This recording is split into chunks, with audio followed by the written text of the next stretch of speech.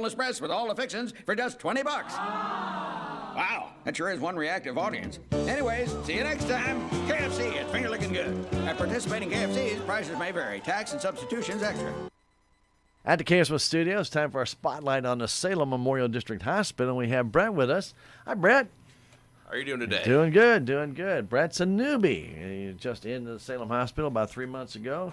He's a pharmacist, and it's good to have you, my friend. Well, thank you. Good to be here. Yeah, he's going to tell us a little bit today about some of the different things we have going on in this time of year that become very prevalent, flu shots and other types of vaccines that are out there. So we're glad that you are here, and I guess let's just get right down to the nitty-gritty. Well, first off, maybe let's just tell a little bit about you coming to Salem Hospital. You've been there, 3 months now? About 3 months, that's correct. Very good. Where were you before that? I was actually with Walmart. Okay. So. And how long have you been out of school?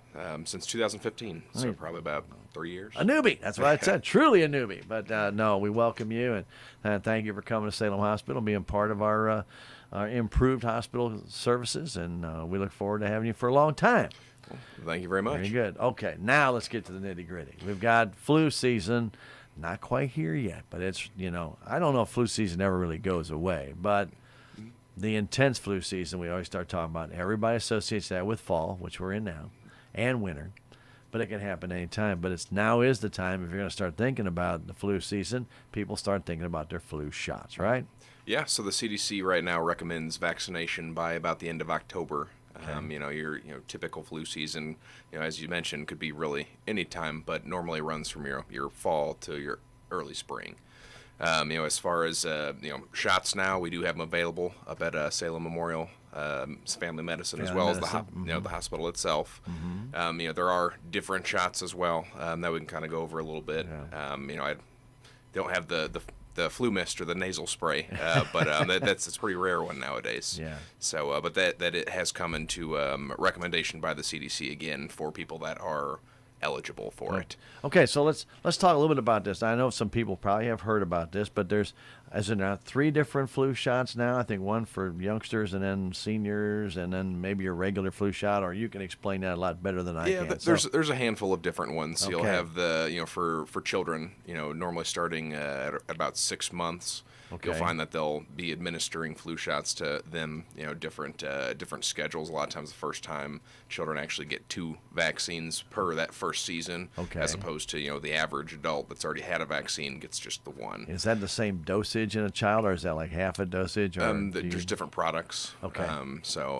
But that one's a little bit, one of them's half, one of them's not. So, okay. As far as once you get 65 years old, you actually qualify for the high dose vaccine, which has been shown in a couple different studies to be a little bit more efficacious when it comes to preventing the flu. Okay. So flu shots don't actually stop you from getting the flu. They just kind of really keep you, the symptoms and everything from taking over your body and making it critical or very dangerous for your health. Well, pending, they're accurate. The government comes out and they'll do the tests and say, well, these are the strains we're going to put in it. And as long as we're, it's predicted right. Ideally it lets your body be a little bit more already built up a little bit resistance. Resistance to getting it. So if you do get it, ideally you have less symptoms, less severity, but that's not, it varies per person. So well, it also varies because flu constantly mutates, correct? And you have a different strain. You may start out with a strain, we'll call it AB in October, but by December it may be ABC. Right? I mean, it could actually mutate that much. Yeah, typically between A and B. Yeah, you're exactly. Yeah, I mean, I do a little reading on it, but it's just so hard to understand it. When they first, they've got to prepare the vaccine so far ahead that they actually have to anticipate the right types of strains. And, I don't know if I'd want that job. Yeah, it's well, you're way off this year, but you don't really know. You don't know how they're going to mutate, and that's just the CDC tries to stay on top of that, but there's just no way of knowing how much that flu can mutate over a period of, say, October to March. Exactly. And I guess it could mutate by area differently too. Yeah, you'll find in different areas of the country. Sometimes you'll have different strains that are predominantly causing the issue. So. Okay. So how long does it take the flu shot to actually take effect? You'll see different recommendations, but for instance, on someone that's traveling potentially to a flu epidemic location, you'd be looking at about 2 weeks. Is what the CDC as far as the recommendations go. Okay, so you want to get that shot. That's why they're probably saying before the end of October, because we all know in November with Thanksgiving everybody starts to travel, and then that can really throw the flu into a high tizzy. So you definitely want to be vaccinated before all the holiday activities are there. But we know that right now that when people that the flu vaccine does not give people the flu. That's correct. Now I've heard people say, "Oh, I got the flu from getting the vaccine." No, you probably didn't. You may have had it before you got the vaccine, and it just didn't have enough time to kick in. But is that not correct? Yeah, I mean that is correct. It does not cause the flu. A lot of times, really, like any vaccination, your body elicits an immune response to it, so that can give you like the fever, the chills. Normally, for short-lived, as your body's kind of producing that response, but it does not give you the flu. Okay, so flu shots are available in a number of locations. I know some businesses are actually getting out there. The pharmacies are giving the flu shots. SMDH Family Medicine has them. What's your recommendation? Get it now or wait till October? I mean, we're not that far from October, obviously, but do you want to get it as soon as you possibly can, or do you want to wait till middle of October? What's your idea? Well, when you have the chance to get it, they say getting it's better than not. So say you show up at the doctor's office, you say, well, I'll wait until next time when I come back in. Well, if you don't come back in until mid-November, December, you cancel an appointment here or there. Or in an instance, maybe you're at a pharmacy and you say, well, it looks like it's busy, I don't have time to wait today. And then it's, sometimes you miss that point of like, hey, I could have actually gotten it today. And then now, 2 months down the road, we're thinking, well, I don't have it. Yeah, but even late is better than never, right? That is correct. Yeah. They recommend all the way through flu season if you do miss it early on. And we know from last year, and I know you weren't here in Denton County, but our flu season last year was March. I mean, we had one in January, we had another one in March, and so we actually had kind of two. And I'm sure you've seen the stats at the hospital. I'm sure they showed you all the lines. And a matter of fact, they got to the point that they weren't even questioning people when they came in with the flu anymore. Usually they were taking a test, and they said, just give it to them, whatever they need, because more than likely they've got it. So you definitely want to make sure that you have that flu shot in. Guys, don't hesitate on it. Get it and get the right flu shot. Talk to your physician or your pharmacist about which flu shot should work best for you. If you're a senior, as Brett was telling you, there's a different flu shot now. And otherwise, the standard flu shot for most of us is going to be just fine, right? Yeah. Yeah, and they've actually got another flu shot that's come out a little bit more in the recent years. That's actually a lot of people had issues with egg-based. The CDC a lot still of people recommends. Are allergic to eggs. Yeah. So the CDC still recommends administration unless you had a reaction to the vaccine in the past. And there's some other reasons why you wouldn't. That's why talking to the physician or the pharmacist. Or whoever your healthcare provider at that time would be about which one to get. But the newer one is actually not produced from the egg, so it's more of a cell based. So it's kind of mitigates a little bit more risk when it comes if someone did have a concern with that. It might take a little bit of anxiety off the top. Right, and they did approve the nasal one again. I saw that they took that off the market, I think last year, but they put it back on the market. And they said that's a little harder to find though, isn't it? Yeah. The last two seasons they hadn't recommended it, and they just brought it back out this year, saying if you qualify for it, it is something that's available. Okay, so talk to your pharmacist or your doctor which one of these is best for you, and try and give them as much information. If you've had a reaction to a flu shot in the past, you need to tell them. If you've gotten, where they injected it, if you got whelps, if it swelled up and wouldn't go down or hurt extremely long for a long period of time, do let them know that you could have some type of reaction to that shot. It does happen. Can't rule it out. But while we have Brett here, we're going to talk a little bit about some other vaccinations that are becoming more and more people hear about them all the time. I think one is the shingles shot. Yeah. The shingles for people, especially in our area, we have a lot of elderly. But the shingles, is that a 2-shot process? The new one is, yes. Okay. So the previous one was just the one time, but the new one that is actually, even if you got the old one, the new shingle shot, the Shingrix, is actually still recommended to be administered. Okay. It is a 2-shot series, so you get your first shot, and then in 2 to 6 months you'll get your second shot. Okay. But the difference as far as the current studies go, and like the level of efficacy on it is just amazing. No. Okay. So now, for those of you not familiar with shingles, I think, Brett, you might be able to explain this better than I can.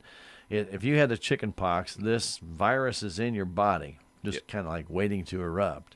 And we don't know what triggers it, right? Yeah, well, it kind of hides in like some nerves in your back typically. Okay. And then when you get some sort of stressor to your life, say you're moving, say you have a loss in the family or something that just kind of, or you just illness, maybe you get the flu, and then your body kind of just gets down on its, on its ability to fend it off, and then it comes out, and there you got shingles. Shingles can last for a long time, can't they? And it can have lasting effects. Even after the shingles are done, you can have nerve damage that was caused by it, causing like a constant pain and numbness, tingling.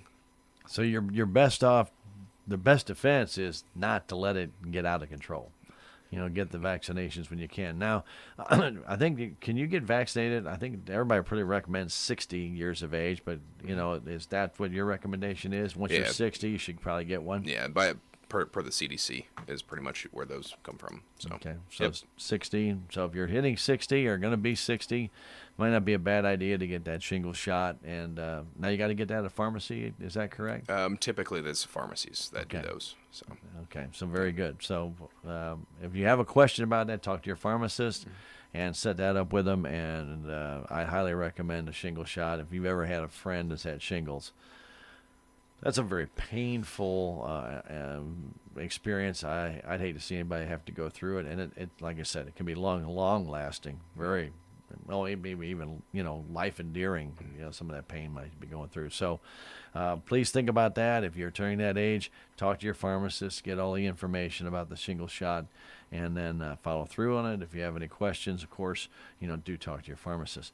Now, what about the pneumonia shot? I mean, everybody, we keep hearing about different things, or the pneumonia vaccine. Tell us a little bit about that, if you would, Brett. Sure. So that's been out for a little bit longer. A lot of people have had at least one of them.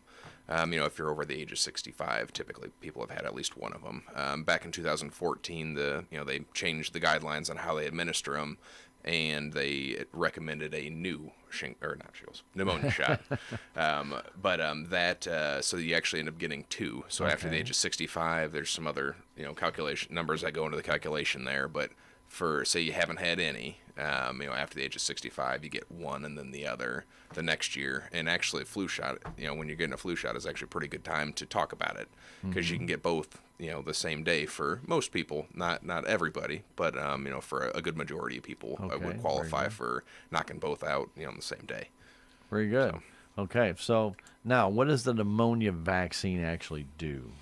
It just gives you, similar to like how vaccines in general are going to give your body different strains of a particular, in this case, organism. That's going to kind of let your body to kind of produce some resistance to it already.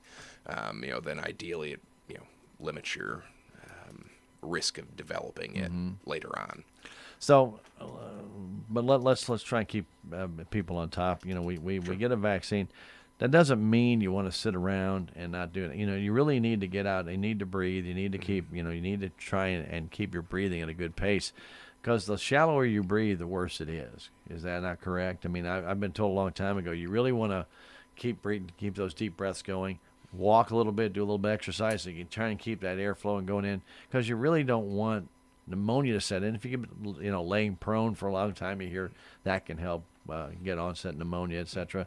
So you really want to keep those lungs moving, right? Well, there are different. There's different risk factors. Sure. Basically, health conditions that you can develop that put you at a higher risk for it.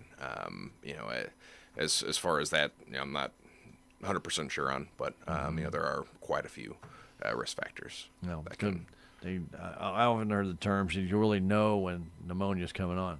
Your breaths get shorter, and you really have a hard time, and your chest hurts. You really have a hard time getting those breaths, and so you definitely want to try and make sure. And if you do a good protocol every single day. You get used to, you know how you should breathe.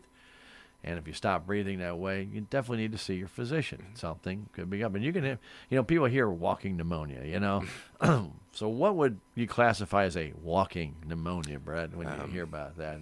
So I believe that's actually from like a different organism, I think, that causes that. Well, I know it, but they use the pneumonia term so people think that they can get it the same way. Yeah, you get some. Kind of don't have a view on that. Sorry. Yeah, that's all right. That's but it's a different thing. It's a doctor's term maybe that just takes away some of your air. I think is what you're doing, but it can be dangerous. Anytime that you cut back on your airflow is going to be very dangerous. So, is there any other vaccines out there that you can think of off the top of your head? Maybe we need to just address while we have that opportunity here. I mean, one of the ones that I think kind of goes by the wayside a lot of the time is a tetanus booster. Particularly, when people that are just becoming grandparents and they're going to be around kids again, the pertussis part of your, like the Tdap, so it has that pertussis part in it, has been, helps to kind of prevent you from passing stuff on to the babies. And that's kind of a big, a push. Right. So even for even for my age, I had to get one last year. So whooping cough actually, was kind of what one of these resistance is for. Came back here about 2 years ago or 3 years ago. They said there was a sudden increase in whooping cough came back because people were no longer getting re-upped on their tetanus shots. Is that correct? As far as the whooping cough part, that one I don't. I mean, there is resurgence of specific. I believe there's like measles is going to be a big one, like currently. That's popping up in different areas of the country. But I mean, it's not familiar with the whooping cough part. Yeah, there was a couple of areas that, excuse me, that they stopped getting. They stopped updating their shots, and they all of a sudden they had one got it, another got it, another got it, and they say, hey, you need to get re-upped. Now, a tetanus shot is good for, 10 years? The tetanus booster, yes. Yeah, 10 years. So about every 10 years, you need to get another one, right? Yep. So a lot of times people say, well, I haven't had a tetanus shot in 25 years. I always remember if I ever stepped on a rusty nail or something like that, don't forget about your tetanus shot. Get that, make sure you have it. Well, usually about every 10 years I was doing something stupid and I had to go get a shot. So it just made sense. But really, people do need to remember that. The tetanus booster definitely is something you definitely want to remember, especially going to be around kids, too. So if you're going to be, think about it, guys. If you're going to be attending high school gym, watching your granddaughter or grandson play, might not be a bad idea to go get that up.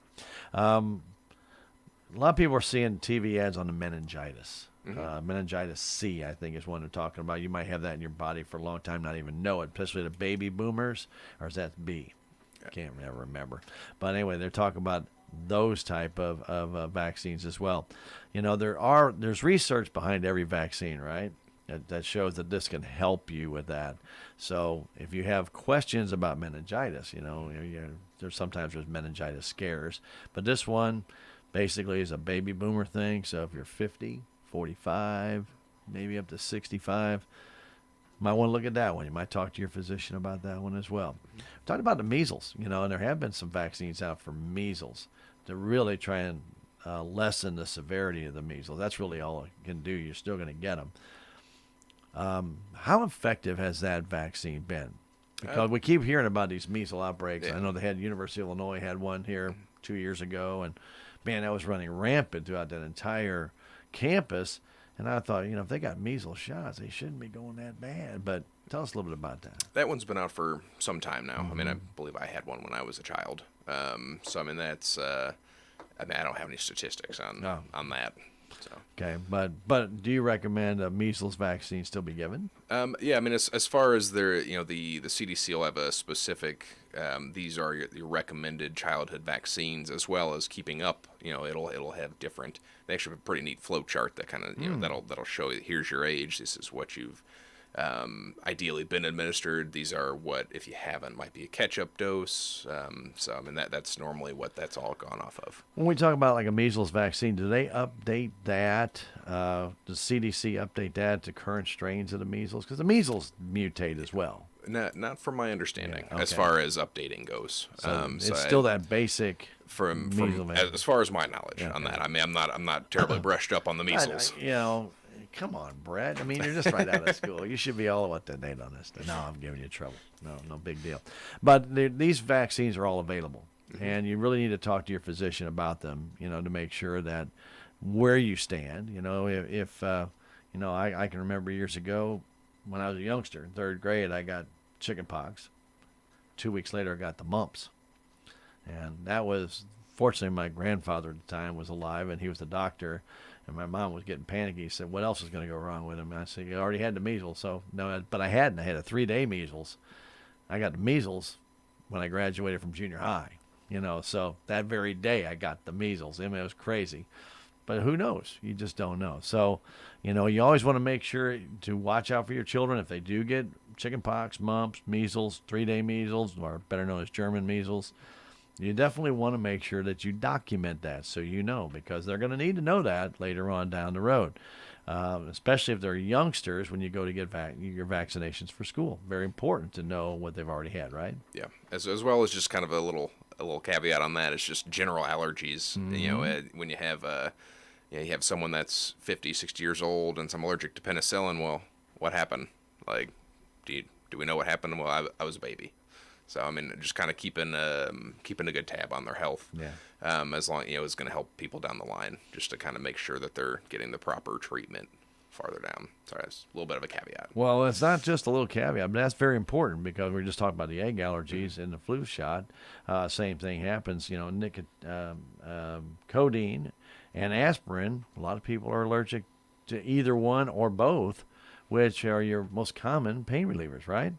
And if you're allergic to those, you've got to get a different type of pain reliever. And if you don't, that can be very dangerous to your health.